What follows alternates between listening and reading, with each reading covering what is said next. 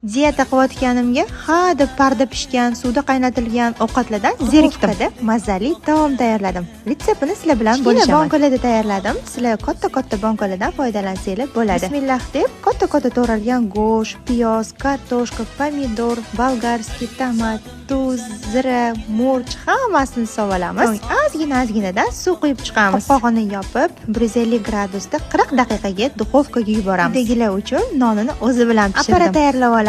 Sutga dro'jji, shakar solib, ustini yopib qo'yamiz. Apparat tayyor bo'lgach, sariyog' bo'laklaridan solamiz.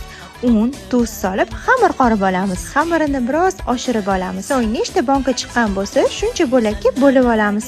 Dumaloq shaklda yoyib olamiz. So'ng duxovkadan bankalarimizni olib, ustiga kiydirib chiqamiz. Chetlarini yaxshilab yopib, 180 gradusda 30 daqiqa davomida pishirib olamiz. Buni hidi butun studiyamizni tutib ketdi. Nonini ustiga bankada ovqatimizni to'kib, dasturxonga tortamiz. Videoda sizlar uchun yeb ko'rsatib berdim. Mazasi shunaqangi zo'r chiqdi. Xillidan zerikkan uchun go'shtlari bir pasda xil bo'lib pishadigan taom tayyorlab ko'ring.